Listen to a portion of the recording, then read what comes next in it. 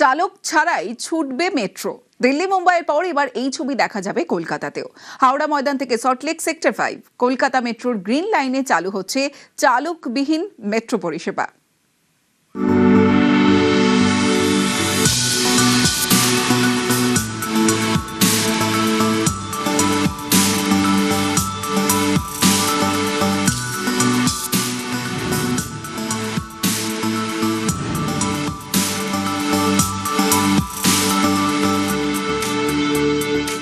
Metro আসছে, তাতে চালক নেই, চালক ছাড়াই ছুটছে মেট্রো।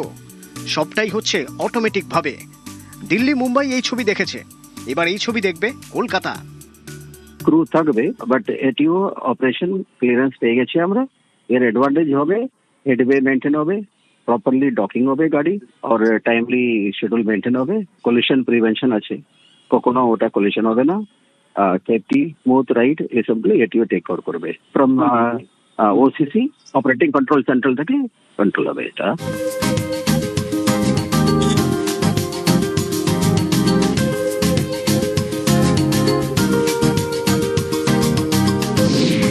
কলকাতা মেট্রোর green line, east west corridor, Howrah Maidan থেকে সল্টলেক সেক্টর 5, 12টি স্টেশন, প্রায় 17 কিলোমিটার রাস্তা।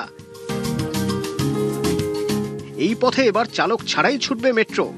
12 জুলাই রবিবার গ্রিন লাইনে চলে চালকবিহীন মেট্রো ট্রায়াল রান। তাতে ছাড়পত্র দিয়েছে কমিশনার অফ রেলওয়ে সেফটি। চালকবিহীন মেট্রো চালাতে প্রয়োজন অত্যাধুনিক সিগন্যালিং সিস্টেমের। গ্রিন লাইনে সেই সিগন্যাল বসেছে। এবার কমিউনিকেশন বেসড ট্রেন কন্ট্রোল বা সিবিটিসি প্রযুক্তিতে চালক ছাড়াই ছুটবে মেট্রো। একটি মেট্রোর সঙ্গে আরেকটি মেট্রো রেডিও অ্যাক্টিভ সিগন্যালে সংযুক্ত হবে। এই প্রযুক্তিতে একটি স্টেশন থেকে যে সময় মেট্রো ছাড়বে, পরবর্তী স্টেশন থেকেও একই সময়ে আরেকটি মেট্রো ছাড়বে। এখন গ্রিন লাইনে 7-8 মিনিট অন্তর মেট্রো মেলে।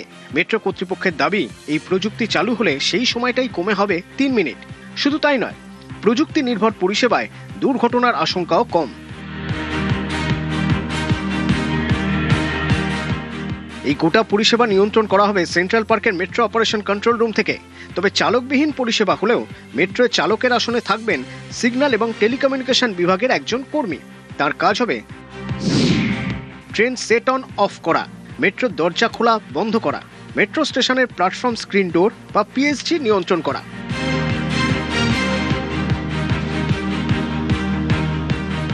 এই যে যেমন দেখতে পাওয়া যাচ্ছে মেট্রোটি আসছে, এটি অপারেট করছেন একজন চালক।